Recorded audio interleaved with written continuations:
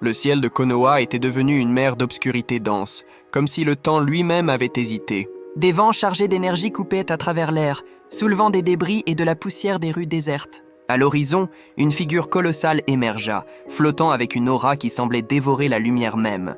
Shibai Otsutsuki. Chaque pas de lui résonnait à travers la planète, son chakra divin vibrant d'une manière presque tangible, écrasant l'âme de quiconque osait le regarder. Les ninjas de Konoha, réalisant l'ampleur de la menace, se rassemblèrent en hâte. Boruto, Sarada, Kawaki, tous ressentaient une tension comme jamais auparavant. Mais Kawaki savait, au plus profond de son être, qu'aucun d'eux ne pouvait arrêter Shibai. Ses instincts criaient. Seul Naruto pouvait affronter une entité de ce niveau. À l'épicentre du chaos, Kawaki ouvrit un portail dimensionnel, brisant les chaînes qui retenaient Naruto piégé dans l'autre dimension. Le vent sembla rugir avec la déchirure de l'espace, et quand Naruto émergea, le village même trembla. Ses yeux, habituellement calmes et déterminés, reflétèrent la gravité de la situation. Il sentit le flux de chakra corrompu dans l'air et une vision s'ouvrit devant lui. Le pouvoir de Shibai était absolu. Si c'est l'ennemi qui menace tout ce que nous avons construit, alors il n'y a pas de choix, dit Naruto, sa voix ferme comme la pierre. Il commença à marcher à travers le champ, chaque pas résonnant comme le tonnerre. Autour de lui, les bêtes à queue sentirent à son appel. Une par une, elles apparurent.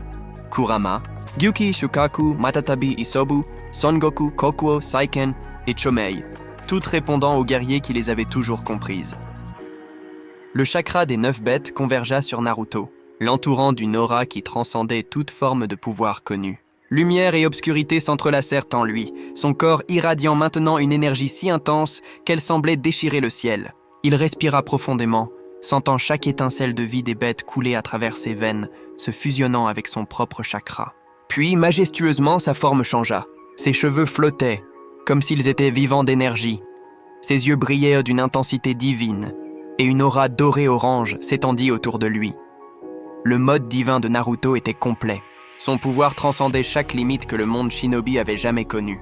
Chaque fibre de son être pulsait d'énergie vitale et destructrice, capable de remodeler l'espace lui-même. Il leva la main, et l'air autour de lui trembla, les éléments naturels se pliant à sa présence. Shibai Otsutsuki lui faisait face, son expression indifférente maintenant teintée de curiosité. Il avança, et d'un geste, une vague d'énergie divine explosa vers Naruto, déchirant le sol et projetant des morceaux de roche dans le ciel. Mais Naruto, avec la fluidité qu'un vrai maître du chakra seul pouvait posséder, esquiva sans effort. Chaque mouvement de lui était une symphonie de puissance, un équilibre parfait entre force et contrôle. Ainsi, c'est le véritable pouvoir qui protège ce monde. Murmura Shibai, surpris. Naruto ne répondit pas. Il avança simplement. À chaque pas, il manipulait le chakra des bêtes, créant des clones spectraux de Kurama, Gyuki et Shukaku, chacun portant un fragment d'énergie divine. Les créations furent projetées vers Shibai, mais il esquiva avec aisance, son propre pouvoir divin réagissant d'une manière presque inhumaine. La bataille s'intensifia. Les coups se heurtaient avec des explosions qui secouaient les montagnes. Des décharges de chakra coupèrent l'air comme des tempêtes d'éclairs. Chaque jutsu de Naruto était amplifié par le chakra combiné des bêtes, créant des techniques que Shibai n'avait jamais affrontées auparavant. Il répliqua avec des manipulations de sa propre énergie divine, dans un affrontement titanesque de force qui fit trembler l'espace et rendit l'atmosphère presque incandescente.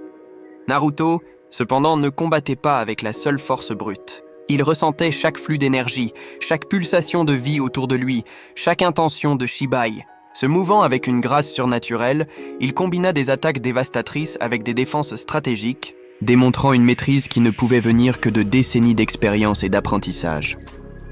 Shibai avança, concentrant une sphère d'énergie qui semblait contenir l'essence de mondes entiers. « Tu es impressionnant, humain.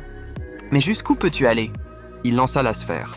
Naruto absorba le chakra des bêtes en réponse, augmentant encore plus son pouvoir, et en un instant, contre-attaqua avec une décharge qui illumina tout le ciel, forçant Shibai à reculer. L'affrontement continua, heure après heure, chaque moment plus intense que le précédent. Mais quelque chose commença à changer dans l'expression de Shibai. Il sentit la précision, la stratégie et surtout la volonté incassable de Naruto. Chaque coup, chaque défense, chaque mouvement était imprégné de détermination, non pas simplement pour combattre, mais pour protéger tout ce qu'il aimait. Enfin, Après une dernière onde de choc d'énergie qui fit trembler les frontières de Konoha, Shibai s'arrêta.